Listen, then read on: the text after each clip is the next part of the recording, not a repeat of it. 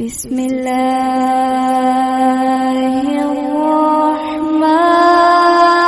الرحيم.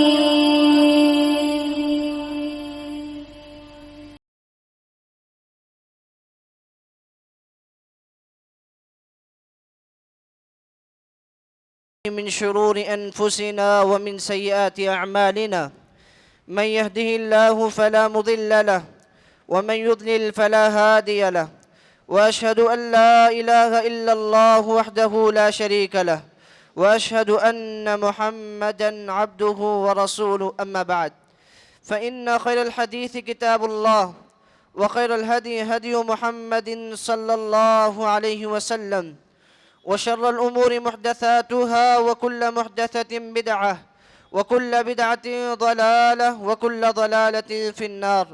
فأعوذ بالله السميع العليم من الشيطان الرجيم، من همزه ونفخه ونفسه. بسم الله الرحمن الرحيم. يا أيها الذين آمنوا اتقوا الله حق تقاته ولا تموتن إلا وأنتم مسلمون. وقال عز وجل: يا أيها الناس اتقوا ربكم الذي خلقكم من نفس واحدة، وخلق منها زوجها، وبث منهما رجالا كثيرا ونساء، واتقوا الله الذي تساءلون به والأرحام، إن الله كان عليكم رقيبا. يا أيها الذين آمنوا اتقوا الله وقولوا قولا سديدا يصلح لكم أعمالكم ويغفر لكم ذنوبكم، ومن يطع الله ورسوله فقد فاز فوزا عظيما. وقال عز وجل: لقد جاءكم رسول من أنفسكم عزيز عليه ما عنتم حريص عليكم بالمؤمنين رؤوف رحيم. مختصر خطبہ مسنونہ کے بعد تمام تعریفیں اس اللہ وحدہ لا شریک کے لیے لائق و زیبا ہیں جو ہم سب کا خالق، مالک، پالنہار ہے۔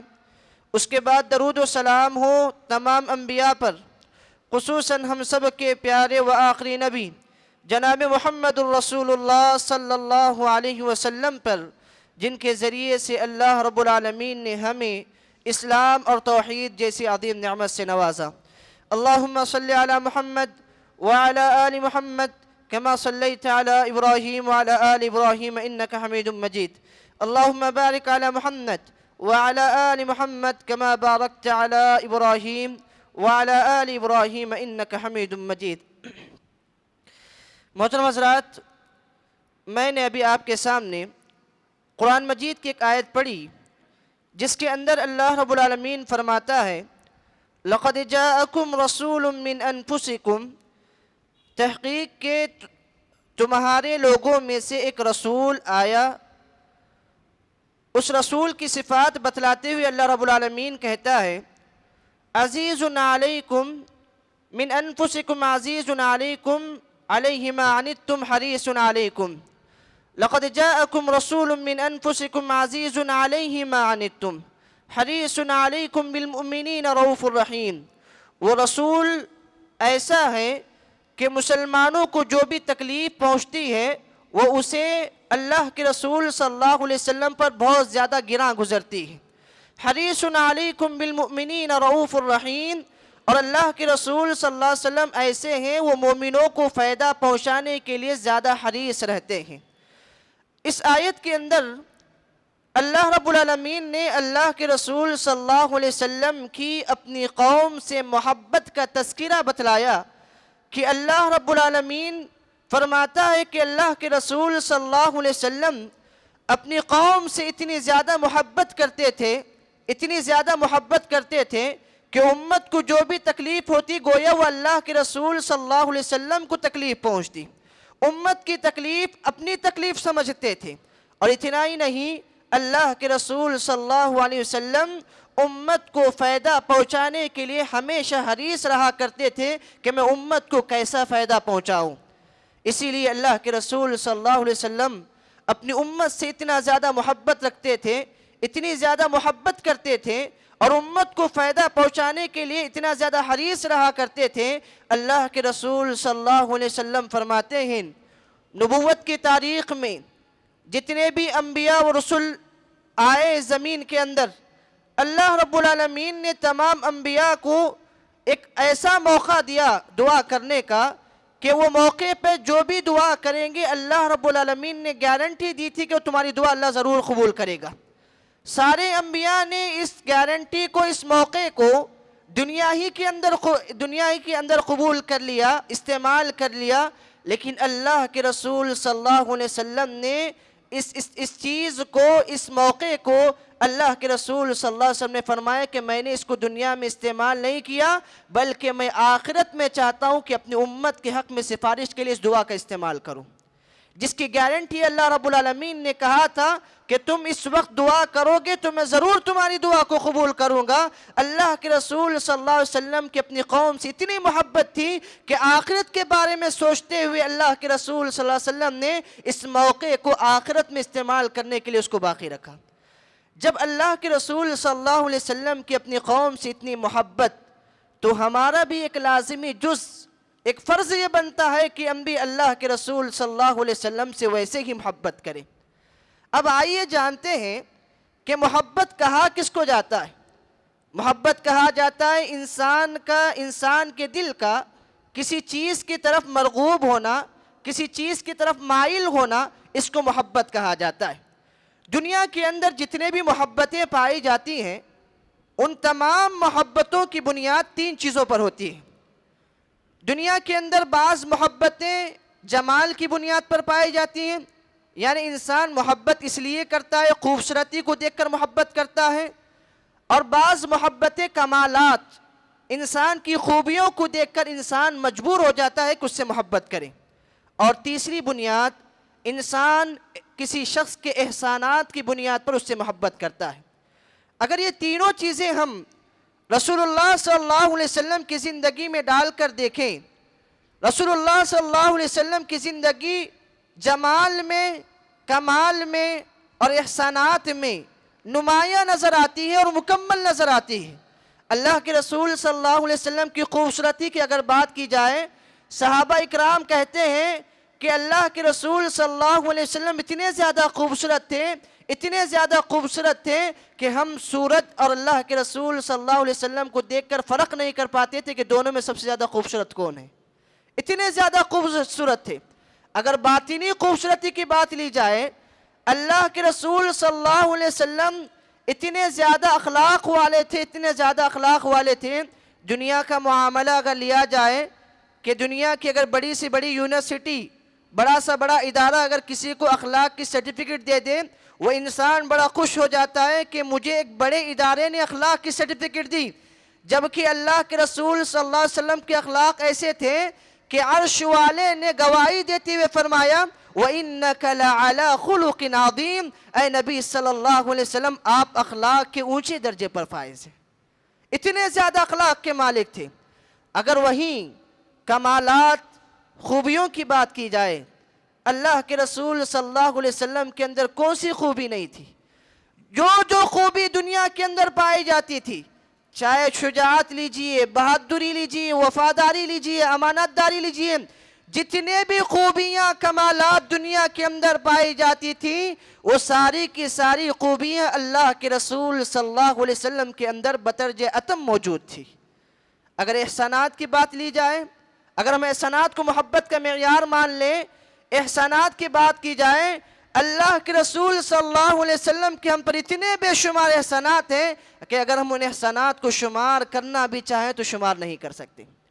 سب سے بڑا احسان یہ ہے کہ اللہ کے رسول صلی اللہ علیہ وسلم کے بعثت کو اللہ رب العالمین نے احسان کے طور پر بتلاتے ہوئے فرمایا لَقَدْ مَنَّ اللَّهُ عَلَى الْمُؤْمِنِينَ اِذْ بَعَثَ فِيهِمْ رَسُولًا مِّنْ أَنفُسِهِمْ، تحقیق کہ اللہ رب العالمین نے ایمان والوں پر احسان کیا، انہی میں سے ایک رسول کو بھیج کر، گویا رسول اللہ صلی اللہ علیہ وسلم کی بعثت امت محمدیہ کے لیے ایک احسان کے طور پر اللہ رب العالمین نے ذکر کیا۔ اور رسول اللہ صلی اللہ علیہ وسلم کا سب سے بڑا احسان ہم پر یہ ہے کہ رسول اللہ صلی اللہ علیہ وسلم نے ہمیں توحید سکھلایا، ہمیں جہنم سے بچا کر جنت میں داخل ہونے کا راستہ بتلایا، ہمیں شرک سے روکا۔ ہمارے قاتل رسول اللہ صلی اللہ علیہ وسلم نے طائف میں پتھر کھائے، زخمی ہوئے صرف امت کے خاطر، اور اللہ کے رسول صلی اللہ علیہ وسلم اپنی امت پر اتنے زیادہ مہربان تھے کہ ہم اللہ کے رسول صلی اللہ علیہ وسلم کی بعثت ہوئے 1450 سال ہو چکے ہیں. ہم اللہ کے رسول صلی اللہ علیہ وسلم کو یاد کریں نہ کریں، لیکن رسول اللہ صلی اللہ علیہ وسلم ہمیں 1450 سال پہلے ہی یاد کرتے تھے، اپنی امت کے بارے میں فکر کرتے تھے. ایک مرتبہ صحیح بخاری کی حدیث ہے، اللہ کے رسول صلی اللہ علیہ وسلم رات میں قرآن مجید کی تلاوت کر رہے ہیں. دوران تلاوت عیسیٰ علیہ السلام کی ایک دعا جو اللہ رب العالمین سے عیسیٰ علیہ السلام نے مانگی تھی، ان تعذبہم فإنہم عبادک، اے اللہ اگر تو اپنے بندوں کو عذاب دے تو یہ تیرا اختیار ہے کیونکہ یہ تیرے بندے ہیں. وَإِن تَغْفِرْ لَهُمْ، اگر تو معاف فرما دے فَإِنَّكَ أَنْتَ الْعَزِيزُ الْحَكِيمُ، بے شک اے اللہ تو غالب اور حکمت والا ہے. اللہ کے رسول صلی اللہ علیہ وسلم جیسی اس آیت کو پڑھا زاروں قطار رونے لگے. اس کے بعد اور قرآن مجید کی تلاوت کرنے لگے. ابراہیم علیہ السلام کی دعا آئی.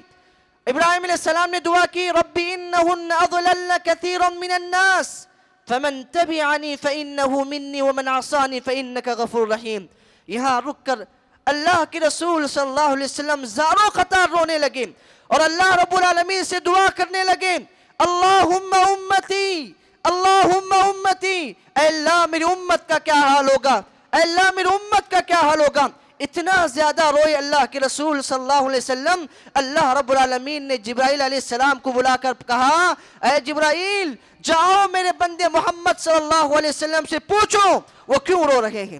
حالانکہ اللہ رب العالمین جانتا تھا کہ اللہ کے رسول صلی اللہ علیہ وسلم کیوں رو رہے ہیں، پھر بھی جبرائیل علیہ السلام کو بھیجا، جا کے پوچھو.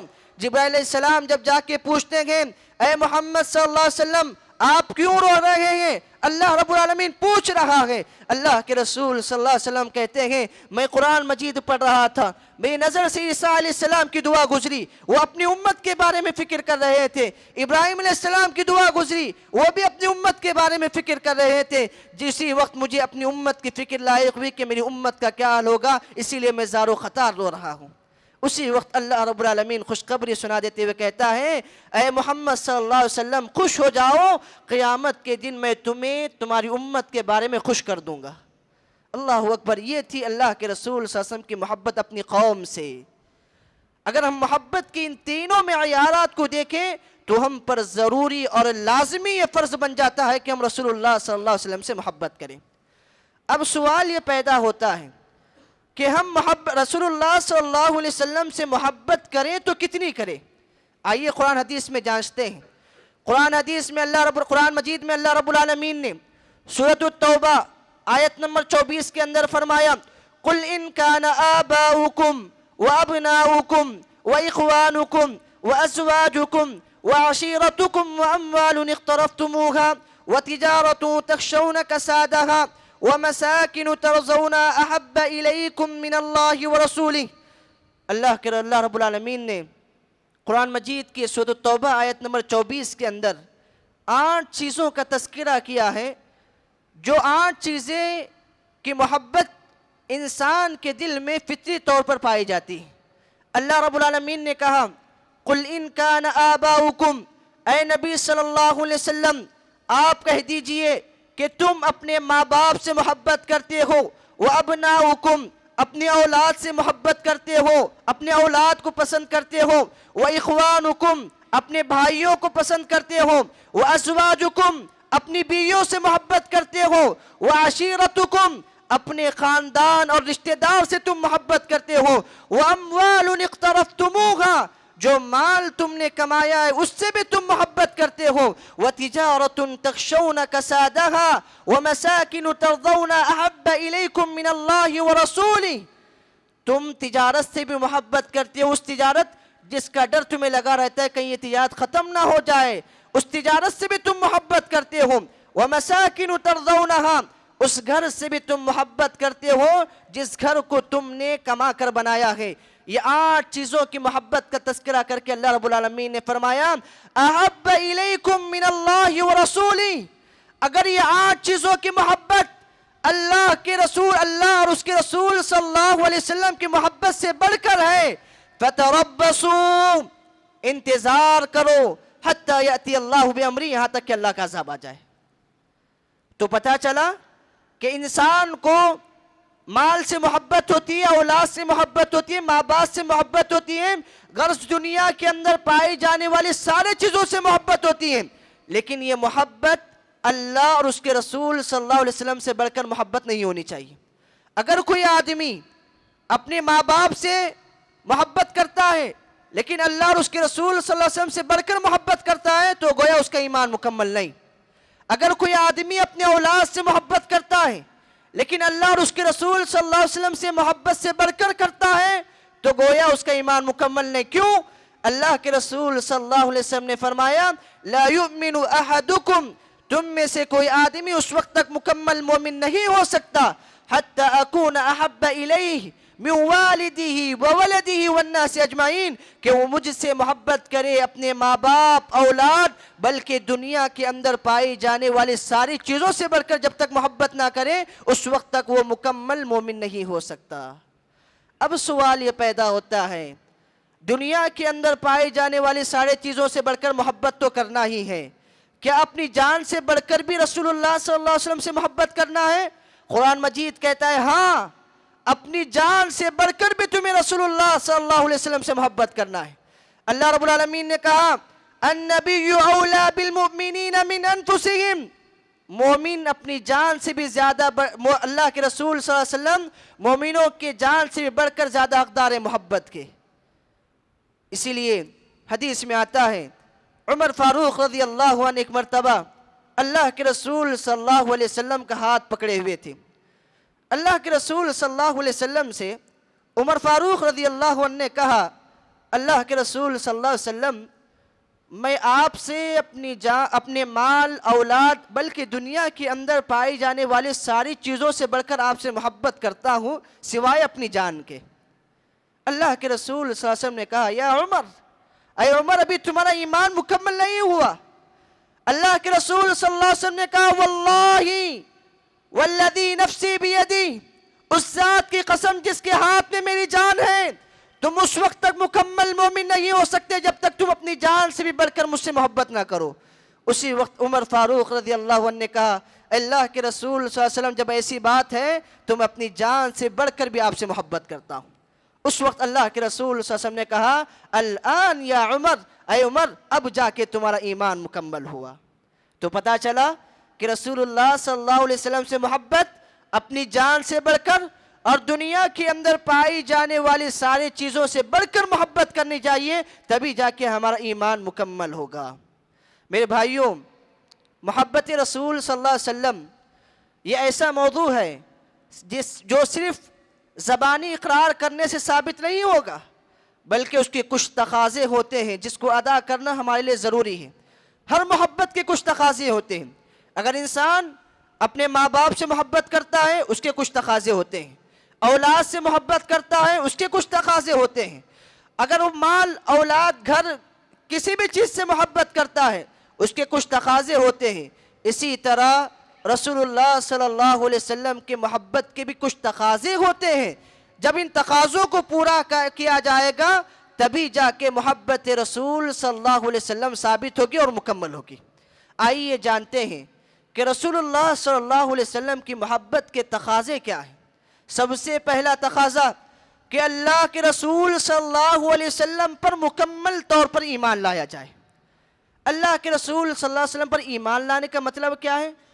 کہ اللہ کے رسول صلی اللہ علیہ وسلم پر ایمان لانے کا مطلب یہ ہے کہ جن باتوں کا حکم اللہ کے رسول صلی اللہ علیہ وسلم نے دیا ہے ان باتوں کو بجا لانا، جن باتوں سے اللہ کے رسول صلی اللہ علیہ وسلم نے روکا ہے ان کاموں سے رک جانا، اور رسول اللہ صلی اللہ علیہ وسلم کی لائی ہوئی تمام تعلیمات پر عمل کرنے کا نام رسول اللہ صلی اللہ علیہ وسلم پر ایمان لانا ہے۔ اگر کوئی آدمی ایمان لا لیا، اقرار کر لیا شہادتین کا، اللہ پر بھی ایمان لایا، رسول اللہ صلی اللہ علیہ وسلم پر بھی ایمان لایا، لیکن وہ رسول اللہ صلی اللہ علیہ وسلم کی تعلیمات پر عمل نہیں کرتا ہے، اگر وہ حدیث کا انکار کرتا ہے، گویا وہ محبت رسول صلی اللہ علیہ وسلم کا جو دعویٰ کرتا ہے اس دعوے میں وہ جھوٹا ہے۔ رسول اللہ صلی اللہ علیہ وسلم کا محبت کا تقاضا یہ ہے کہ رسول اللہ صلی اللہ علیہ وسلم پر ایمان لایا جائے اور سچے دل سے ایمان لایا جائے، ورنہ اللہ کے رسول صلی اللہ علیہ وسلم سے محبت تو مسلمان تو کیا غیر مسلمین بھی محبت کرتے تھے. ایک مثال دے کر میں اپنی بات کو آگے بڑھاتا ہوں. اللہ کے رسول صلی اللہ علیہ وسلم کے چچا ابو طالب اللہ کے رسول صلی اللہ علیہ وسلم کتنی محبت کرتے تھے.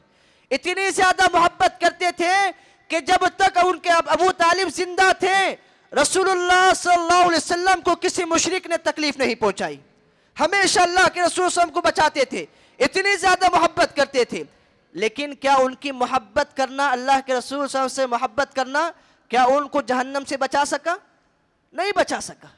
یہاں تک کہ اللہ کے رسول صلی اللہ علیہ وسلم ابو طالب مرنے کے قریب ہیں, جا کے کہتے ہیں یا عم, اے چچا جان, قل لا الہ الا اللہ, اے چچا جان ایک مرتبہ ایمان لا لو, اللہ کا اقرار کر لو, اللہ پر ایمان لاؤ, میں تم کامیاب ہو جائے گی, میں تمہاری سفارش کروں گا اللہ رب العالمین کے بارگاہ میں.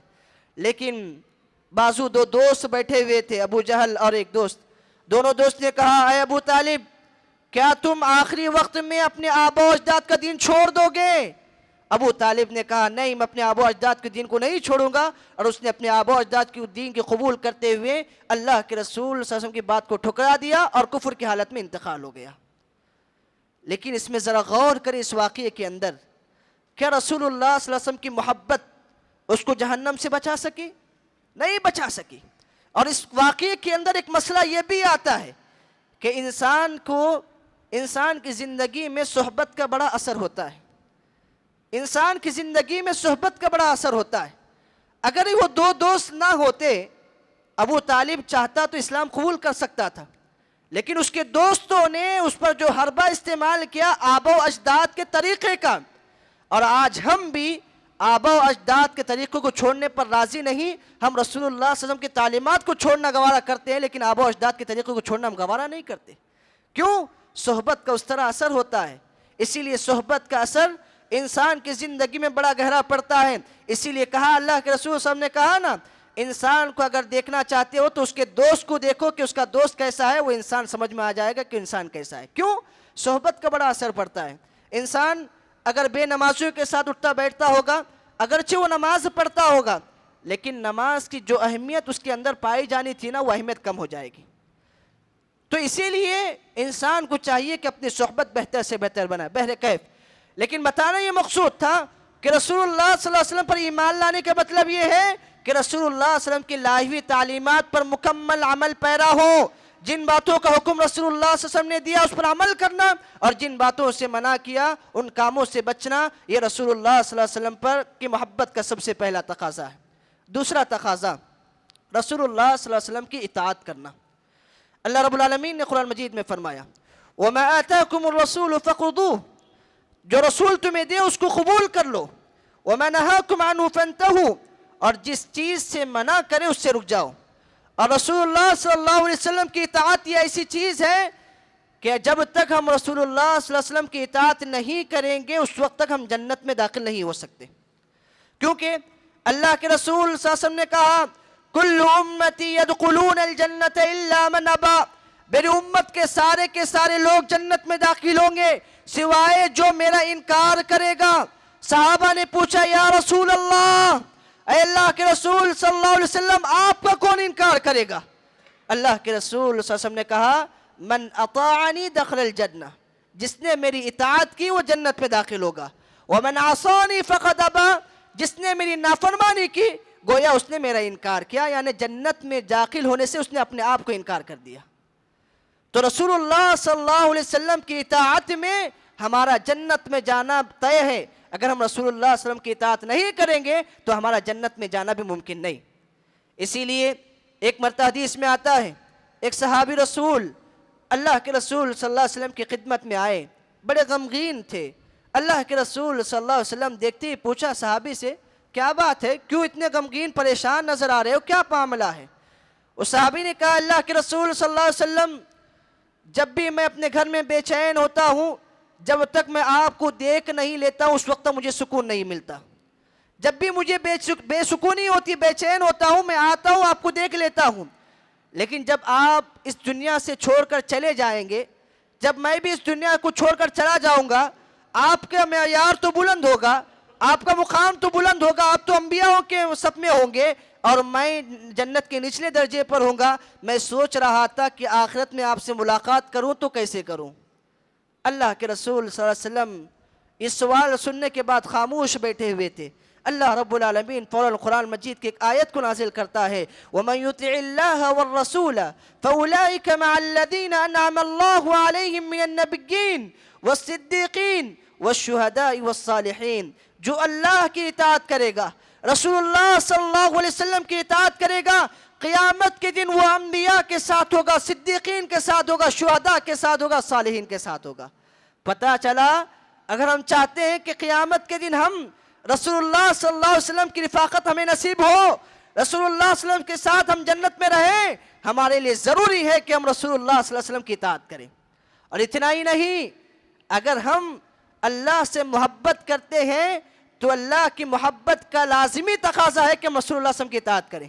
اللہ رب العالمین نے کہا، قُلْ إِن كُنتُمْ تُحِبُّونَ اللَّهَ، اے نبی صلی اللہ علیہ وسلم آپ کہہ دیجئے اگر تم اللہ سے محبت کرتے ہو فَاتَّبِعُونِي، تو میری اطاعت کرو، میری پیروی کرو، يُحْبِبْكُمُ اللَّهُ، تو اللہ بھی تم سے محبت کرے گا۔ اگر ہم اللہ کی محبت چاہتے ہیں تو اللہ کی اطاعت، اللہ کی فرمانبردہ، رسول اللہ صلی اللہ علیہ وسلم کی اطاعت ہمارے لیے اوپر لازم ہے کہ ہم رسول اللہ صلی اللہ علیہ وسلم کی اطاعت کریں اپنی زندگی میں۔ صحابہ اکرام کو دیکھیے کس طرح رسول اللہ صلی اللہ علیہ وسلم کی اطاعت کرتے تھے، کس طرح وہ رسول اللہ صلی اللہ علیہ وسلم کی پیروی کرتے تھے۔ مغیرہ بن شعبہ رضی اللہ عنہ کے بارے میں آتا ہے، ایک مرتبہ وہ اللہ کے رسول صلی اللہ علیہ وسلم کے پاس سے گزر رہے تھے۔ اللہ کے رسول صلی اللہ علیہ وسلم نے مغیرہ بن شعبہ سے پوچھا، اے مغیرہ شادی کرنے کا ارادہ ہے؟ مغیرہ بن شعبہ رضی اللہ عنہ نے کہا، ہاں اللہ کے رسول صلی اللہ علیہ وسلم قریب میں ایک عورت سے شادی کرنے والا ہوں۔ اللہ کے رسول صلی اللہ علیہ وسلم نے کہا، کیا تم نے اس عورت کو ایک بار دیکھ لیا؟ دیکھ لیتے تو بہتر ہوتا۔ تو مغیرہ بن شعبہ نے کہا، اللہ کے رسول صلی اللہ علیہ وسلم ٹھیک ہے میں جا کے دیکھ لوں گا۔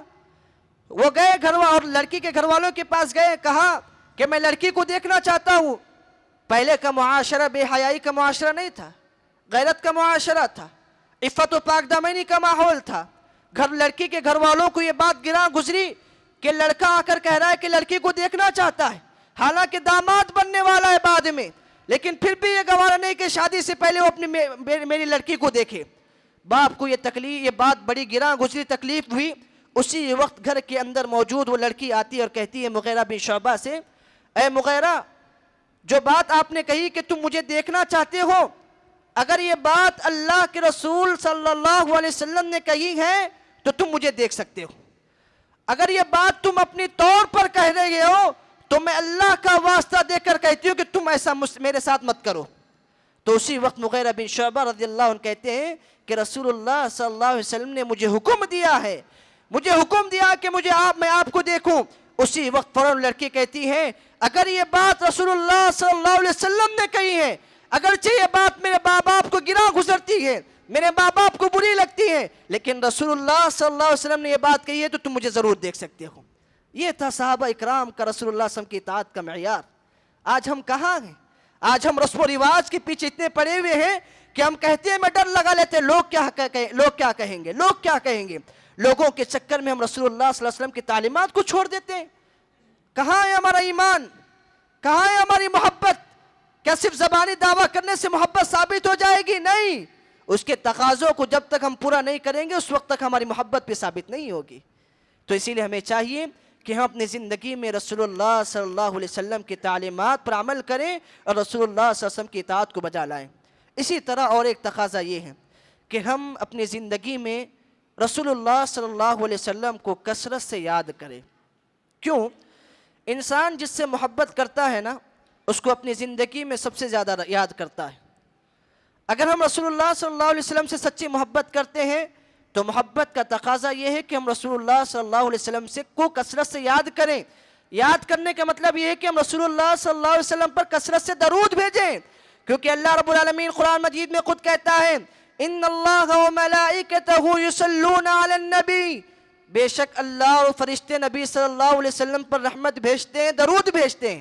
یا ایھا الذین آمنوا، اے ایمان والو تم بھی رسول اللہ صلی اللہ علیہ وسلم پر درود بھیجو۔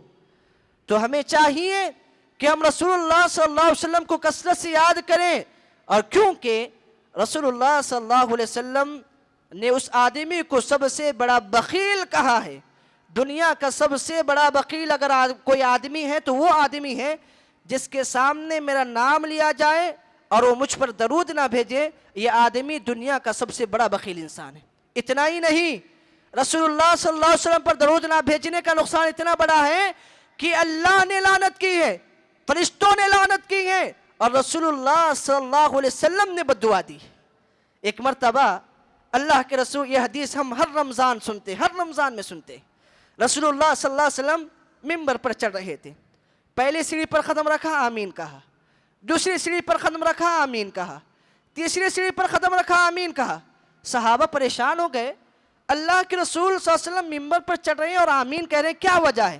بعد میں اللہ کے رسول صلی اللہ علیہ وسلم سے پوچھا صحابہ نے، اے اللہ کے رسول صلی اللہ علیہ وسلم کیا بات ہے کہ آپ آمین آمین 3 بار کہہ رہے تھے؟ تو اس وقت اللہ کے رسول صلی اللہ علیہ وسلم نے کہا کہ جیسے میں ممبر پر چڑھ رہا تھا، فرشتوں کے سردار جبرائیل علیہ السلام میرے پاس آئے اور کہنے لگے، اے محمد صلی اللہ علیہ وسلم، اللہ اس آدمی پر لعنت کرے، اللہ اس آدمی کو ہلاک و برباد کر دے جس آدمی کے سامنے تمہارا نام لیا جائے اور تم پر درود نہ بھیجے، اس آدمی کو اللہ ہلاک و برباد کر دے۔ اللہ اکبر۔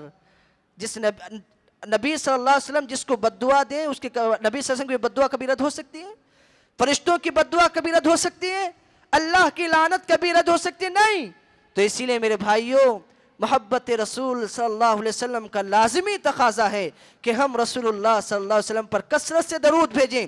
اگر ہم پورا درود نہیں پڑھ سکتے، مختصر درود صلی اللہ علیہ وسلم تو بار بار پڑھا کریں، اس کے بڑے فائدے ہیں۔ اپنی زندگی میں آپ بڑے فائدے دیکھیں گے۔ رسول اللہ صلی اللہ علیہ وسلم نے کہا، جو آدمی کثرت سے درود پڑھتا ہے، اللہ رب العالمین اس کی زندگی کے سارے پریشانیوں کو دور کر دیتا ہے۔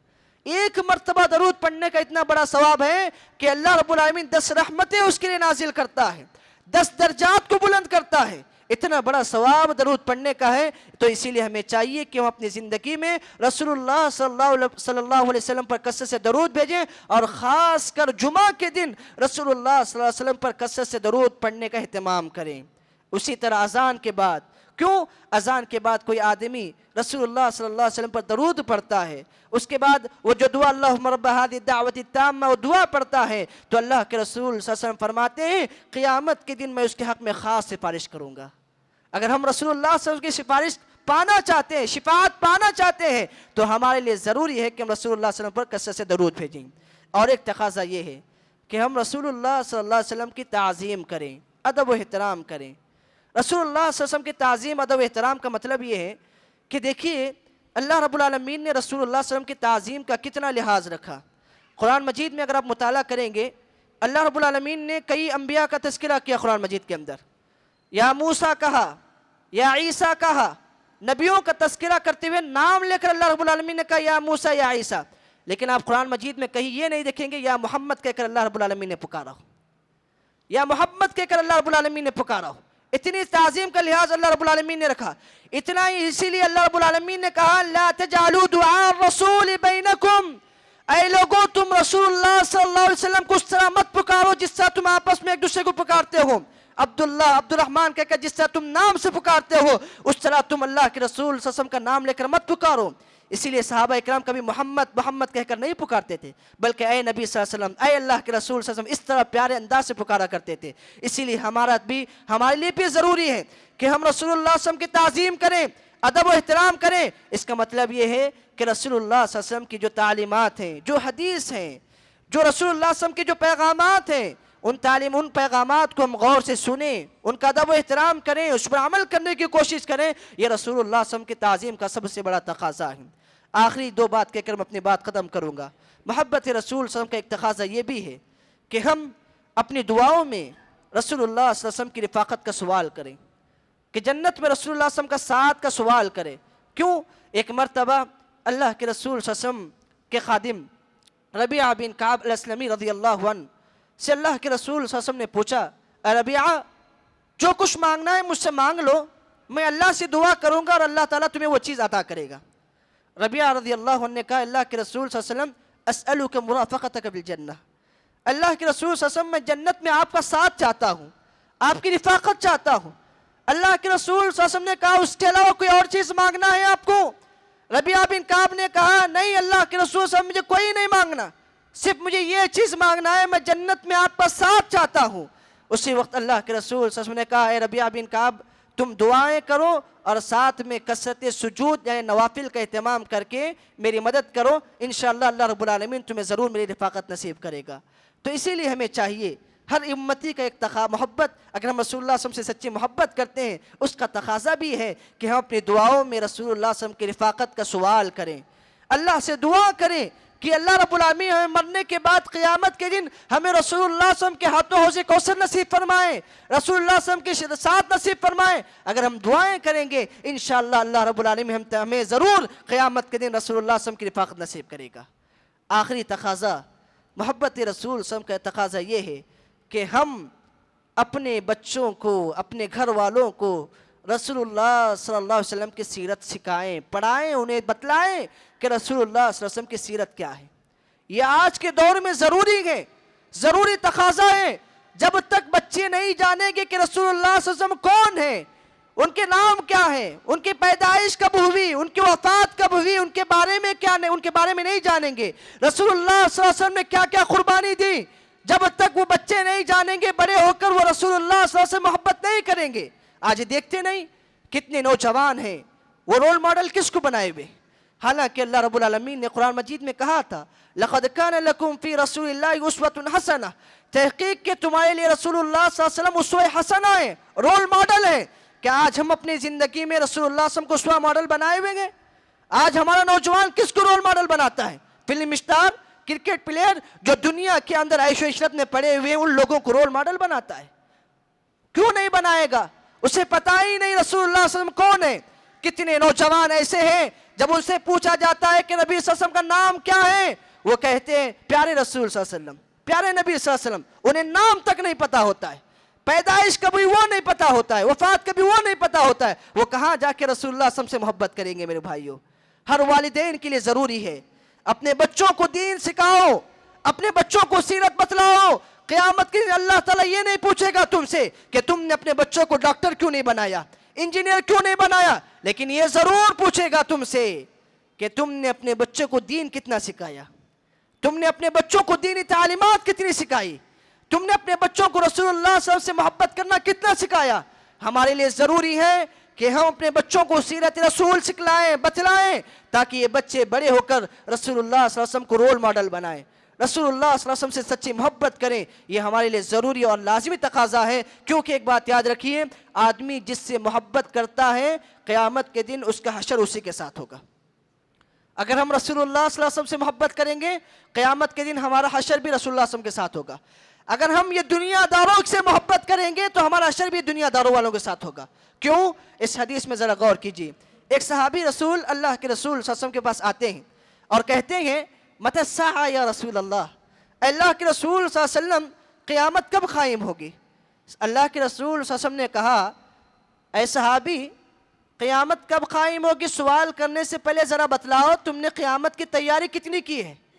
سوال تو پوچھ رہے ہو کہ قیامت کب قائم ہوگی، ٹھیک ہے، لیکن تم نے قیامت کی تیاری کتنی کی ہے؟ قیامت کے لیے کیا توشہ تیار کیا ہے تم نے؟ صحابی نے کہا اللہ کے رسول صلی اللہ علیہ وسلم میں نے اپنی زندگی میں بڑی سے بڑی تو نیکیاں تو نہیں کی، ہاں ایک بات ہے، میں اللہ اور اس کے رسول صلی اللہ علیہ وسلم سے سب سے زیادہ محبت کرتا ہوں۔ تو اسی وقت اللہ کے رسول صلی اللہ علیہ وسلم نے کہا انت مع من احببت، کہ تم جس سے محبت کرو گے قیامت کے دن تم اسی کے ساتھ اٹھائے جاؤ گے۔ راوی حدیث انس بن مالک رضی اللہ عنہ کہتے ہیں اللہ کی قسم اس حدیث کو سننے کے بعد کسی چیز میں مجھے زیادہ خوشی نہیں ہوئی جتنی زیادہ خوشی مجھے یہ حدیث سننے کے بعد ہوئی۔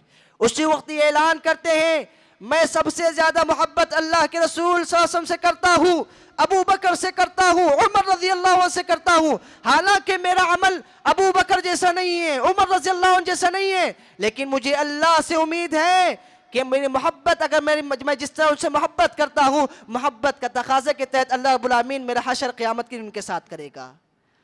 تو اگر ہم اپنے بچوں کو سیرت پڑھائیں گے، اپنے بچوں کے دلوں میں رسول اللہ صلی اللہ علیہ وسلم سے محبت پیدا کریں گے، قیامت کے دن ہمارا اور ہمارے بچوں کا حشر انشاءاللہ قیامت کے دن رسول اللہ صلی اللہ علیہ وسلم کے ساتھ ہوگا۔